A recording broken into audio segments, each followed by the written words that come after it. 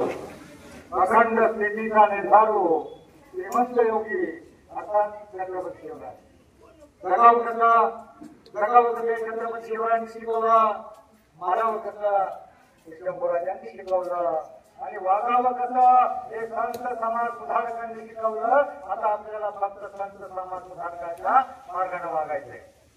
शंभूराजा प्रमाणे आपल्याला म्हणायचे, आपल्याला कुटुंबासाठी म्हणायचं नाही, आपल्याला पुढे खेंडा आडवायचे नाही, पावन खेंडीत आपल्याला आपला प्राण द्यायचे नाही, आपल्याला फक्त एक गोल सवरून मोठं व्हायचंय।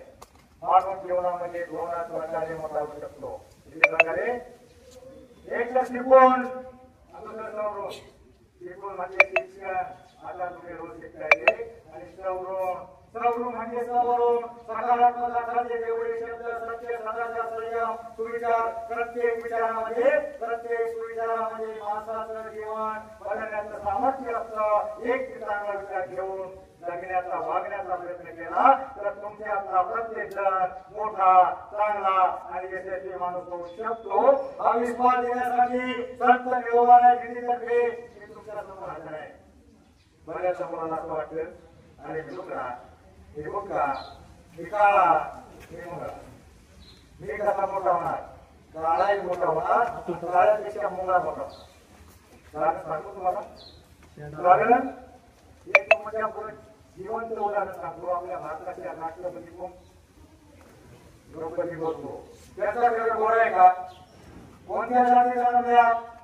आदिवासी समाजातली एक मुलगी 6व्या वर्षी तिच्या आई वडील खानदानी म्हणजे गाडले गेल्याच्या नंतर ती अनाथाश्रमात शिकली आणि मग तिला शिकायचं होतं नाही। त्याने तितका अभ्यास केला म्हणून तितका अभ्यास केला, तिच्या टॅलेंटमुळे शिक्षणामुळे तिला राष्ट्रपती बनवलं।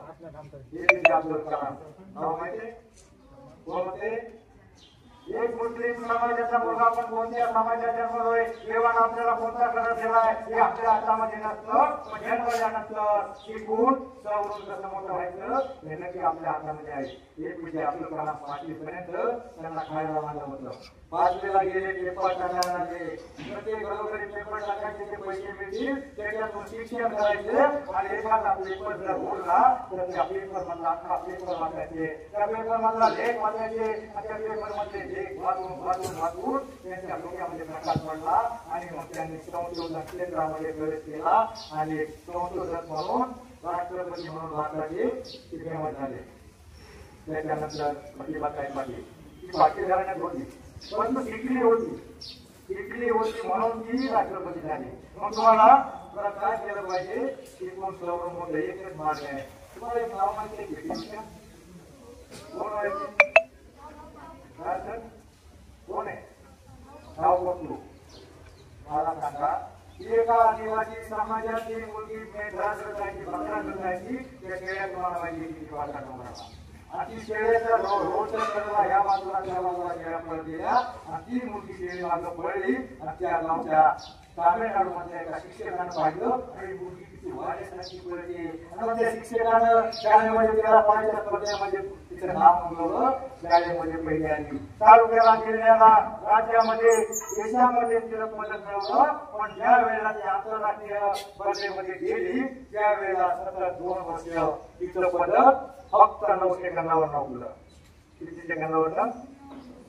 मग 9 सेकंद कसे तोडायचे? प्रॅक्टिस करायची, रोज प्रॅक्टिस करायची, ज्या गावापासून त्या गावापर्यंत परत 5 किलोमीटर मागे करायची, दर दिवस सराव करायची सकाळ आणि मग सराव करत असताना एक दिवस काय झालं की पलीकडल्या गावामध्ये पोहोचली, पलीकडल्या गावामध्ये पोहोचली, परत मागं फिरली, आता ती मागं फिरली तसं त्या गावामध्ये त्या शेजारी कुत्र्यांची गळवण लागली। कुत्र्यांची भाषा माहिती तुम्हाला? कधी बोलत असेल कुत्रे एकमेकात धावत होते, बोलत होते आणि कुत्र्याची भांडण लागली, कधी मागं फिरली ते कुत्र तिच्या मागं आलं आणि बाकीची कुत्री त्या कुत्र्याच्या मागं पळाली। तिला वाटलं की कुत्री माझ्या मागं लागली आणि मग त्या कुत्र्याच्या भ्याने खराट पळाली 9 सेकंद थोडा 15 सेकंद होते। त्याच्यामुळं भीतीमुळं आपल्याला भीतीसाठी नाही पण आपण देवाच्या हातात की देवाच्या आकाशाला पळाली तसं तुम्ही देवाच्या आकाशाला जर अभ्यास केला, मन लावून अभ्यास केला तर तुमच्या प्रत्येक जन्माचा होऊ शकतो। आपल्या भारतीय संस्कृतीमध्ये साताची परंपरा फार मोठी आहे। संतांचे अभंग आज 500 वर्षानंतर प्रत्येक गावात कीर्तन भजन काकडा हरिपाठ प्रवचन गायले जातात आणि ते कार्यक्रमाने वाटतात एवढे ते लोक लाभले द्वारी एक आनंदले गांधले देवाची आद्वारी भक्ती नगरी अभाची संस्कार सुखाचा आनंदे घरी ही लोक या अभंगाचा अर्थ एवढा मोठा होता तो प्रत्येका मनात एवढा मोठा अर्थ आहे तुम्हाला पसायचं नाही माहिती पसायचं हे पसायचं कशाचे पसायचं कशामध्ये लागलेलं आहे पसायला हे ज्ञानेश्वरीतल्या 1783 ओळ्या ज्ञानेश्वरीतल्या ओळ्या आहेत त्या जगासाठी त्यांनी मागितलं स्वतःसाठी नाही मागितलं जगाने त्यांना जिवंत म्हणी इतका त्रास दिला त्या जगासाठी त्यांनी मागितलं ज्या त्रास दिला त्यांच्या गावामध्ये अशा क्रिया संत ज्ञानेश्वर तुकारामांच्या नावानं जात आहे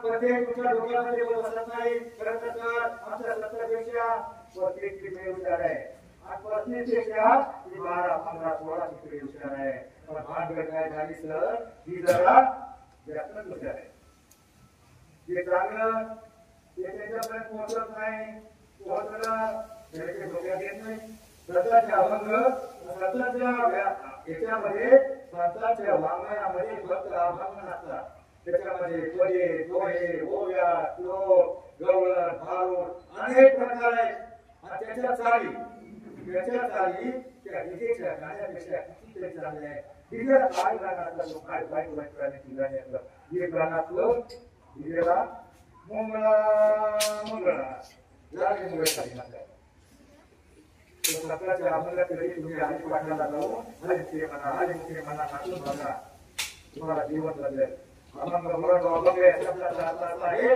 त्याच्या आयुष्यामध्ये एक दोन अभंग पाठ असतील एक दोन अभंग पाठ होतील त्याचा अर्थ डोक्यामध्ये घेतला त्याचं जीवन कधी बंद होणार नाही हरिपाठामध्ये 38 नंबरचा अभंग आहे दोन अभंग पाठ केले त्याला आणि हरिपाठ येणार आहे 2 अभंग पाठ करायची त्या रोहितला अभंग असलो ओळखी संसार सुखात टाकलेलं आनंदे भरीनं तिने लोक काय पोहोचले आता काय होतोय अवकाशी संसार म्हणजे कुणाला म्हटलंय आपल्या घरात स्वर्ग मृत्यू पाताळ सगळीकडे आनंद निर्माण करेल अभंगाच्या एका चरणाचा असतं एवढा मोठा असतो तर आपल्या संतांच्या वाङ्मयामध्ये किती सामावले हे तुम्हाला कळणार नाही आता हे वेळ निघून गेल्यामुळे याच वयामध्ये संत ज्ञानेश्वरांनी वयाच्या 13व्या वर्षी ज्ञानेश्वरीची हातसेवा केली 16 वर्षे पूर्ण केले संत तुकारामांनी दाखवलेले 42 वर्षाचं आयुष्य त्यांनी जीवन जगाला पुढे एवढं साहित्य निर्माण केलं संभाजीराजांनी 4 गंधलेले बुद्धपूजनाच्या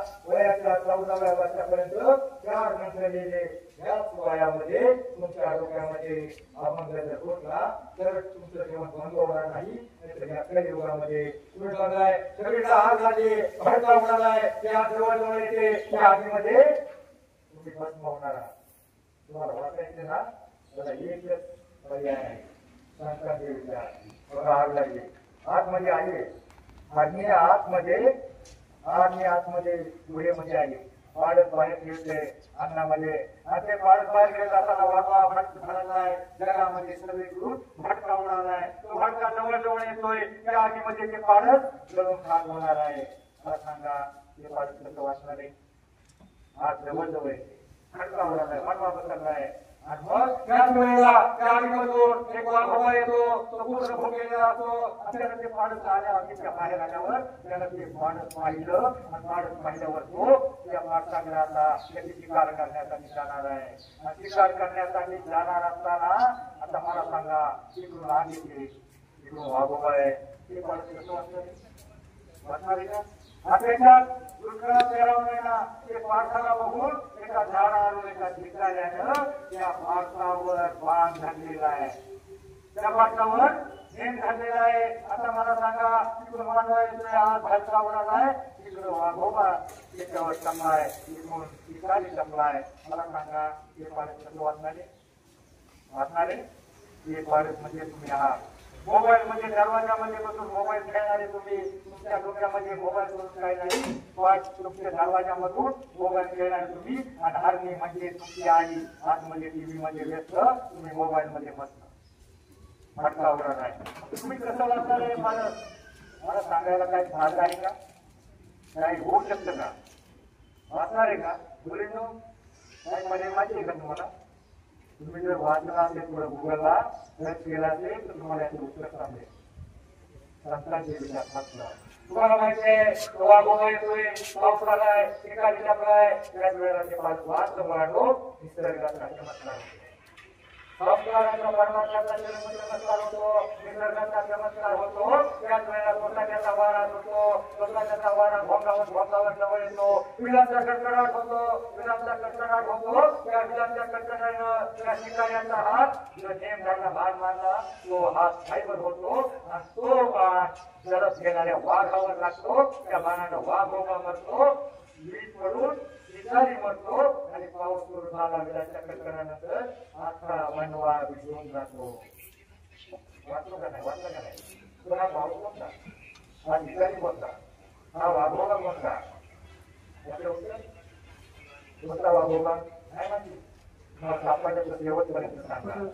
मी पत्रिकेला वाचणार. तुम्ही कुठे जेवायला गेलं? जेवायला मंगल बसते बरोबर. नरळातली मानवाडी जातात, सगळे पदार्थ वाढले जातात, भात वरण वाढले जातात आणि मग तिकडून आरवडी केली जाते.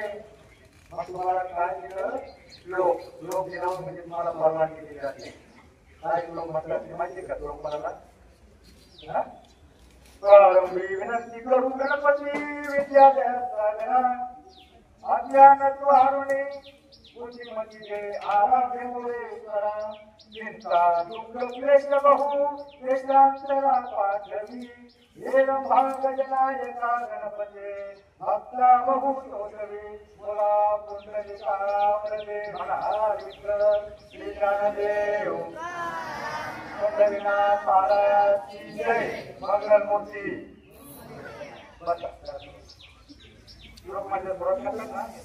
तुम्हाला थोडं भोजन नाही करायचं, भजनाची करायची.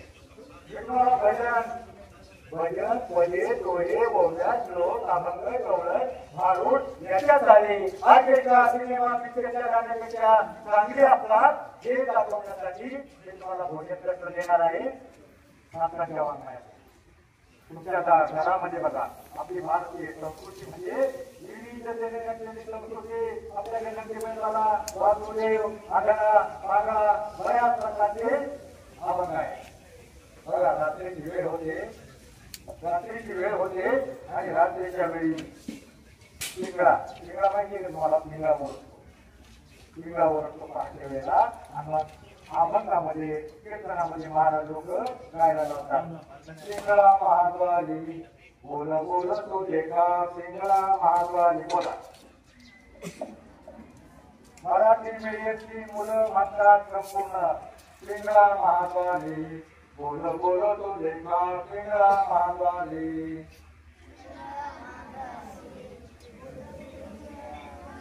बताव द्या पिंगळा म्हणल्यावर पिंगळा तुमच्या काय लागतात? मला कावळा समजते ना? खाऊ काय सांगत झाली मॅडम?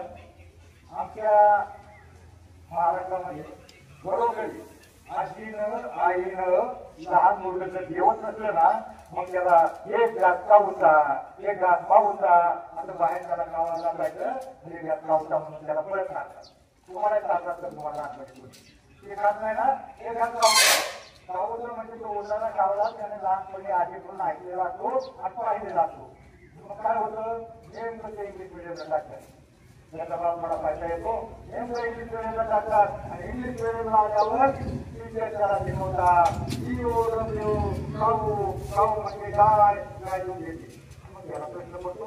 आपली आजी सांगत होती, आई सांगत होती खाऊ म्हणजे तो कावळा खाला आणि गाई सांगते. टीचर सांगते खाऊ म्हणजे गाई. काय भांडले ते म्हणतात. स्वतः तुमचा गोंधळ झालेला आहे. मराठी मीडियमची मुलं मागं म्हणायला लागले ना एवढ्या मोठ्याने म्हणतात त्यांना कितीकडे जाणार आहे एवढं जाणार आहे. कोण म्हणताय कोण म्हणत नाही हे सगळं सत्य जाऊ द्या. त्याच्यानंतर कोण नाव होतं काय सांगा होता. पहिलं बघा कोंबडं म्हणजे काय पहिलं होतं. पण आता बाबत काय झाली कोंबडं हे खाण्यासाठी जेवढीच नाही पौर्णिमेमध्ये काय जेवढी आता कोंबडी सगळी खाऊन सगळी दुनिया त्या कोंबड्यासाठी विचारली जाते. तुम्ही मच्छर साप पेढा पाहिला का?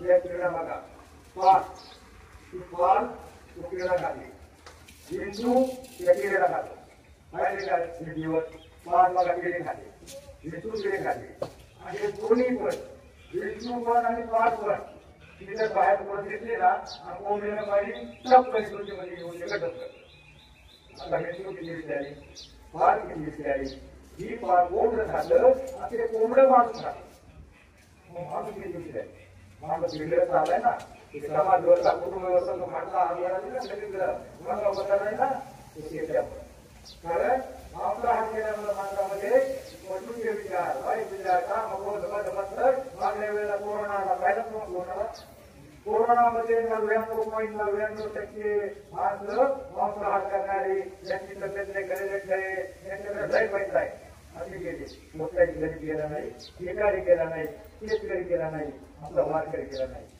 किंवा बर्ड फ्लू रोगाला माहिती आहे का तुम्हाला कोंबड्या मिळाला होता बर्ड फ्लू मध्ये त्याला लागून मानलं गेली आणि आता लोक कोरोना आला ना तो वटवाघळा मिळाला होता मग हे वटवाघळा एक नाही मांसाहार वाईट आहे असं मी म्हणत नाही परंतु मांसाहारामुळे माणूस बेचैनात होतो बरबाद होतो त्याला सगळे लोक त्या मांसाहारामुळे होतात तुम्हाला मांसाहार हारामुळे ताकद येते म्हणून म्हणून काय करणार ताकद यायला पाहिजे ताकद मुळीच नाही मांसाहाराच्या जिवंत कातड्यामध्ये काय ताकद आहे सगळ्यात प्राणी कोणता बलवान माहिती तुम्हाला हाती ना हातीला किती ताकद असते हाती काय खातो का म्हणलं काय तो खातो का मुंग्याला कोणाला हाती म्हणण्यात राहत नाही बैल ताकद आहे बघा आपल्यावर घेतात म्हणजे आपला भाग राहतो बैल आऊट तोडतो एवढी ताकद आहे त्याला त्याच्यानंतर घोडा हॉर्स पॉवर ज्या इंजिनला पॉवर म्हणतात बघा 5 पॉवरची 10 पॉवरची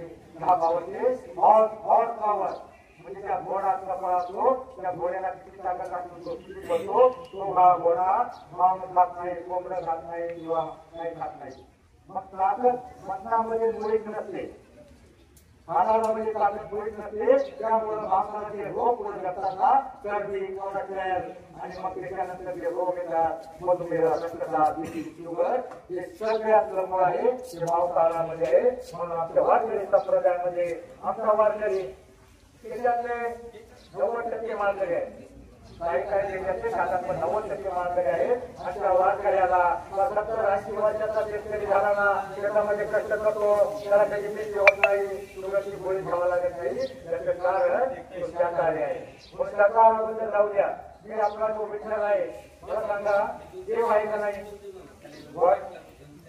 आहे ना कुठे दाखवा मला सांगा बरं जाऊ द्या देवाची संख्या किती कोटी 33 कोटी कोण म्हटलं 33 कोटी 33 देवाची नावं सांग बरं फक्त 33 कोटी म्हणजे 33 प्रकारचे असे काहीतरी संकल्पना असावी परंतु आजही आपल्या देशामध्ये 33 कोटी जिथे जाते जिवंत हसणारे खेळणारे बागडणारे देव आहेत माहिती आहे का तुला माहिती नाही माहिती रोज बघतो माहिती आहे तुला आपल्या देशाची लोकसंख्या किती मोठी 146 कोटी पर्यंत झाली आता 146 कोटी पैकी 33 कोटी आपल्या देशात देव आहे आणि जिथे जाते जिवंत देव आहे ते कोणते माहिती आहे का होते ते देव बघा ही सरकारी आकडेवारी आहे ना बरोबर सरकारी आकडेवारी 33 कोटी आहे कोणाची माहिती आहे का बालवाडीपासून मास्टर डिग्री पर्यंत निरपेक्ष प्राथमिक वृत्तीचे जे विद्यार्थी आहेत ना ते विद्यार्थी विद्यार्थी तुम्ही खरे देव आहात आणि तुमच्यातला देव पण टिकवण्यासाठी जगवण्यासाठी जागवण्यासाठी आमच्या देवोपरायचा छोटासा प्रयत्न ज्ञानाचा वाचनाचा ज्ञानाचा वाचनाचा कोण तुमचा तोच आहे आपल्यातली रक्ताचा थोडा ईश्वराचा अंश आहे ईश्वर देव म्हणजे तरी काय असतं आत्मा हा परमेश्वर कुठे थोडीशी रामेश्वर कुठे थोडीशी काली हृदयातील भगवंत राहिला हृदयाच्या उपाधी ध्यानीची डोळी भक्तीदास देवा भावनिका ऐकले आपल्या देहामध्येच परमेश्वर वास करतो पण कुठपर्यंत लोकांचा आपण विश्वास असतो वाईट वागत नाही वाईट विचार काम क्रोध मद मत्सर अहंकार आपल्यामध्ये कोणत्याही प्रकारचा वाईट विचार वाईट गुण संपर्क होत नाही तोपर्यंत नामदेव आहात म्हणून तुम्ही 33 कोटी देव बालवाडीपासून मास्टर डिग्रीपर्यंत ही सरकारी आपलेवाले आहे ना तुम्ही खरे देव आहात. ही देवाची सेवा करतो मी घरी देवाला फक्त एक सेकंदात पाया पडतो. माझी मंडळी 2 तास पूजा करते 1 सेकंदात पाया पडतो. मंडळी म्हणते तुम्ही काही देवाची हे करत नाही. मंडळाला सांगतो मी देवाची पूजा करतो. पण कोणत्या देवाची पूजा करतो ही देवाचं काय मी पंढरपूरला जायचो घंटा बसा सगळे कंटाळा आलाय ना बघा मी देवाची पूजा करतो पंढरपूरला जातो की आम्हाला दर्शन होत नाही कळल्याचं दर्शन घेतो आणि एकदा मी असं देवापुढे गेलो आणि देवानं मला स्वप्नामध्ये देव म्हणता तुला काय पाहिजे तू एवढं काहीतरी करतो चांगल्या लोकांना प्रबोधन करतो लोकांना मदत करतो तुला काय पाहिजे बोल. मी म्हटलं देवा मला काय नको मला देवा तूच पाहिजे. देव म्हटला अरे माग काहीतरी माग. मग मी त्याला म्हटलं देवा मला फक्त राजापुत्र घरचे पुत्र छोटस घरचे म्हणल्यावर देवानं मला आत्मा भांडा दिला. देव मला भाग आणून घरात काय होतंय घरात राहून काय करणार तुला भागी वस्तू म्हणून देवा काय नको मला जगण्यापुत्र थोडस पाणी देवानं मला एक मोठी विहीर दिली. देवानं जेवण आणला अजून भाग तुला काय पाहिजे त्यावेळेस देवाने फक्त तुझे पूजा करण्यासाठी फूल मागितलं. देवानं मला ती भाग दिली आणि मागता शेवटला शेवटला मी देवाकडे म्हणलं बाकी सगळं घेण्याच्या वेळी देवा तूच मला दे. जेव्हा देव दे त्यावेळेस मला देवानं सांगितलं तुला देवच पाहिजे ना तर महाराष्ट्रातल्या गावागावामध्ये नागपूर मंडळामधून मी 12 जिल्हे गेलो प्रत्येक गावामध्ये जा तुला शाळा कॉलेजमध्ये जा आणि तिथे तुला सगळे देवच देव देतील. म्हणून तुम्ही सगळे माझ्यासाठी देव आहात. तुमच्यातलं देव पण टिकवण्यासाठी माझा हा मोठा प्रयत्न. तुम्ही मंडळीच्या विठ्ठलाची दिंडी मोबाईल मध्ये पाहिली टीव्ही मध्ये पाहिली ना किती पब्लिक असतं किती संख्या असली किती कोटी 25 लाख. गेल्या वर्षी 25 लाखाचा आकडा यंदा जास्तच आहे. पण 25 लाख लोक पंढरपूरला जातात. पंढरपूरला गेल्याच्या नंतर ते लाईन मध्ये असतात. 2 दिंड्या असतात वाकरीपासून तर पंढरपूरच्या मंदिरापर्यंत आधी लाईन लागलेली असते. या बाजूला ज्ञानोबाची दिंडी या बाजूला तुकाराम महाराजांची दिंडी आणि दोन्ही दिंड्यांच्या मध्ये एक डिवायडर असतो. त्या डिवायडरवर म्हातारी माणसं म्हाताऱ्या बाया दोन्ही बाजूला जे उभ्या चाललेल्या असतात. कोणी गौरव म्हणतं कोणी बालक म्हणतं कोणी माऊली म्हणतं ज्ञानोबा तुकाराम म्हणतं कोणी कुठेतरी गावात विठ्ठलाचा गजर करतं आणि म्हाताऱ्या बाया बघत आता त्यांच्या बघण्यासाठी आपली दिंडी बघण्यासाठी बाहेरच्या देशातले 4-5,000 फॉरेनर येतात.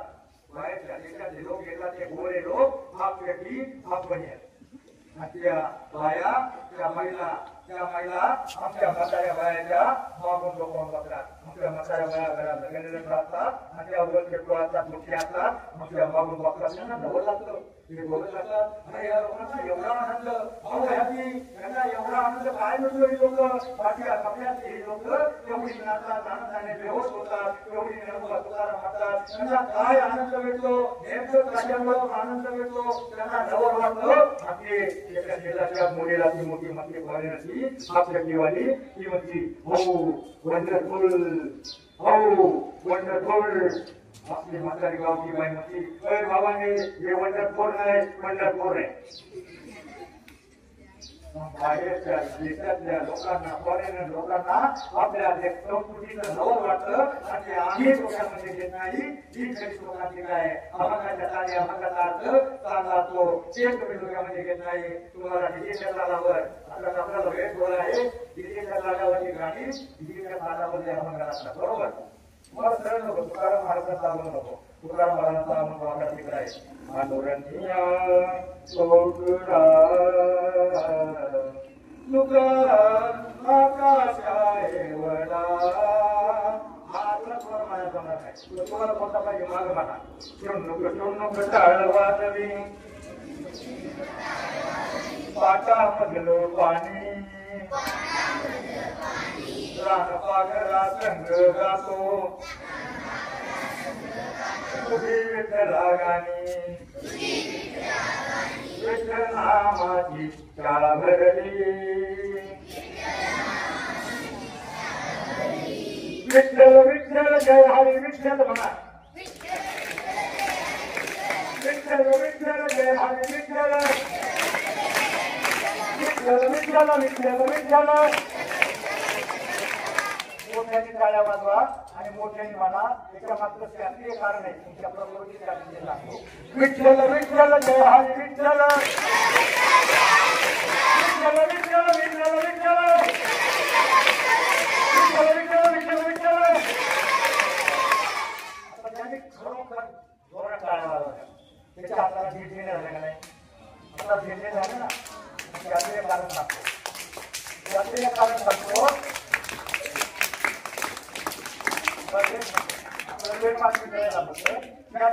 सांगतो हाताने ज्यावेळेस तुम्ही टाळ्या वाजवल्या हाताला झेंडे झाल्या आणि ज्यावेळेला तुम्ही विठ्ठल विठ्ठल विठ्ठल अशा शब्दाचा उच्चार केला त्यामुळे आपल्या अंतःकरणामध्ये ज्या नसाच्या रक्तवाहिन्या त्यांना लाभ येतो त्या प्रवाहित होतात आणि टाळी वाजवल्यावर आपल्या हाताला मुंगे येतात हातातल्या म्हणजे डोक्याच्या केसापासून पायाच्या नखापर्यंत सगळ्या रक्तवाहिन्या प्रवाहित होतात जो मुलगा किंवा मुलगी दिवसातून फक्त 5 मिनिट टाळ्या वाजेल जोरामध्ये आणि विठ्ठल विठ्ठल म्हणत 5 मिनिटं दिवसातून व्यायाम करील 5 मिनिटं रनिंग करील फक्त 15 मिनिटांचं काम आहे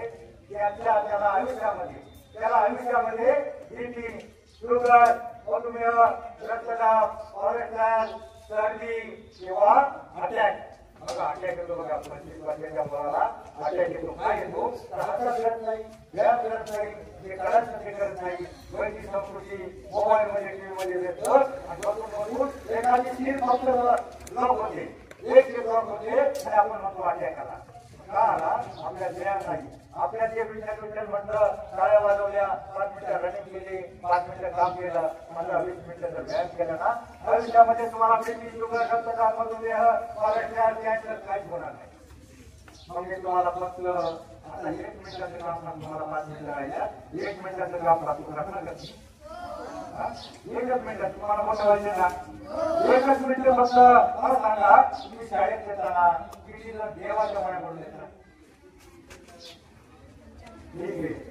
25% काय त्यांना देव जवळ आहे त्यांनी म्हणून या पण दुसरं काम करा देवाच्या पडा पण घरून निघताना आई किंवा वडील हात खाली आई किंवा वडील फक्त 1 मिनिटात देवाच्या तुम्ही दिवसभर देवापुढे डोकं फोडलं तरी देव तुम्हाला बिस्किटचा पुडा देणार नाही परंतु तुमची आई तुम्हाला जी रोज घरी कपडे काढून देते डबा करून देते त्या आईच्या किंवा वडिलांच्या घरी मित्राला रोज पाया पडा तुम्हाला त्याचा परिणाम आज दिवसानंतर शकते तुम्ही रोज पाया पडा आणि मग तुमची आई वडील विचार करतील अरे आमची सोयी किती गुणाची आहे आमचा मोन्या किती चांगला बघायला लागला आमचा रोज पाया पडतो आणि मग तुमची आई वडील म्हणतील अरे आमची पोरं एवढी चांगली आहे आमची पोरं एवढी चांगली आम्हाला मान देतात तर मग आम्हाला यांच्यासाठी रक्ताचं पाणी हाडाची काळं कामाच्या झाडाचा आपण कष्ट केलं पाहिजे आणि तुम्हाला शिकण्यासाठी ही बांधण्यासाठी पैसा उपलब्ध नक्की करतील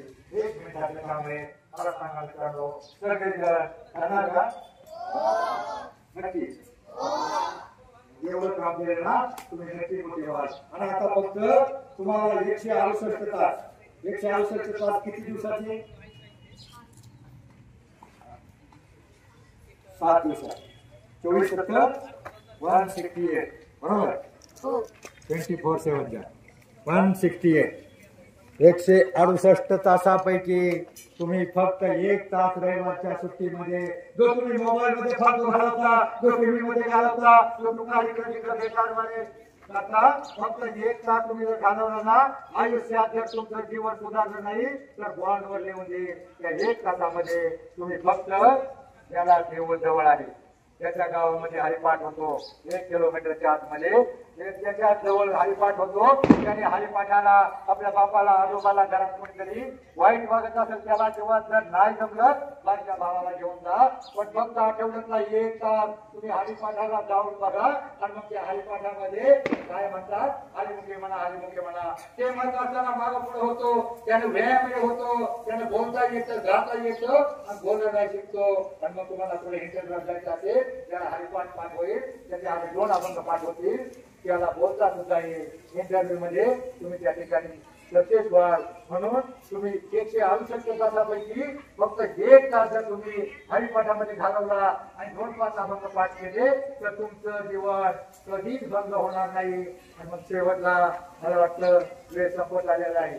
आयुष्यामध्ये मानव जीवनामध्ये 2 प्रकारे मोठा होऊ शकतो. एक शिकून दुसरं सवरून. शिक्षण मित्रांनो, शिक्षण म्हणजे शून्यातून विश्व निर्माण करण्याचा मार्ग. शिक्षण म्हणजे स्वतःवर स्वर्ग गाठण्याचा मार्ग. लोक मेल्यावर स्वर्गात जाण्याची इच्छा व्यक्त करतात, तर शिकला सवरलेला माणूस या पृथ्वी तलावर स्वर्ग निर्माण करू शकतो. आणि ही संधी तुम्हाला एकदाच आहे. आयुष्यातून गेलेला 1 आठवडा या अभ्यासाचा 1 तास परत मिळत नाही. आणि कोणतीही बहुमजली उत्तुंग इमारत उभारण्यासाठी पाया पक्का असावा लागतो. हा तुमचा पाया आहे. विद्या हे जगाचं धन आहे. श्रीमंतांचा अलंकार आहे. असा अलंकार आहे जगातला कोणताही तोटा तुमच्यापासून हिरावून घेऊ शकत नाही. म्हणून शिकून आणि सवरून संतांच्या आणि शिवरायांच्या विचारानं तुम्ही सगळे सुरक्षित आहात. आता मला शेवटच्या प्रश्नाचं उत्तर मी तुम्हाला काय सांगितलं होतं. भडका हा वाघोबा कोणता तो ऐकले तुम्हाला. जाऊ दे, वेळ संपलेला आहे. थोडक्यात सांगतो. तो भडका निवडला आहे. सगळीकडे जो वाढवा उसरलाय, आग लागली, ती आग कोणती आहे.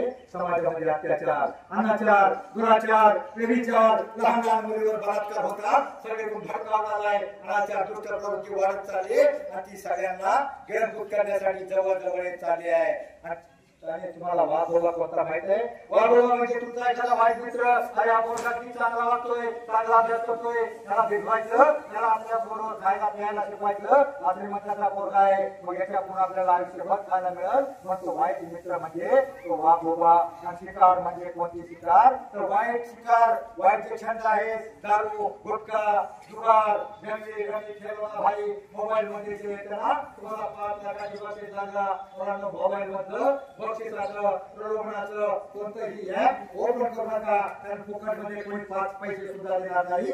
जे वाईट प्रकारचे विचार आहेत ते विचार. आणि शिकार विचारता तर तुमचा जो मित्र जाऊ द्या, दारू, गांजा, आखू अनेक प्रकारची व्यसन हे तुमची शिकार करण्यासाठी टपले आहेत. आणि त्यासाठी एकच करायला पाहिजे. वारा कोणता सुटला पाहिजे. परमार्थाचा वारा सुटेल, अध्यात्माच्या विड्या करातील आणि संस्कारांचा पाऊस तुमच्या पिढीवर पडेल, संतांच्या विचाराचा पाऊस पडेल. त्याच वेळेला तुमची पिढी वाचणार आहे. बस एवढंच सांगतो. आयुष्यामध्ये संतांचे विचार अंगीकार करा. जगा इतकं आयुष्य कमी पडेल, शिका इतकं देखण्या कमी पडतील. जावला असे कर्णशिवाचा पासा निघून पडेल. परंतु मला प्रयत्न करणारा, अभ्यास करणारा विठ्ठलाला, देवांना तुम्हाला देणं भागत पडेल, देणं भागत पडेल. जय हिंद, जय महाराष्ट्र.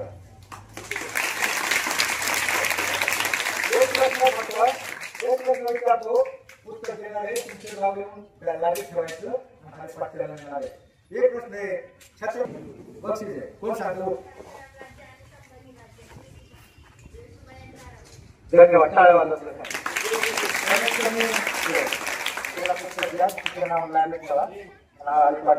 दुसरा प्रश्न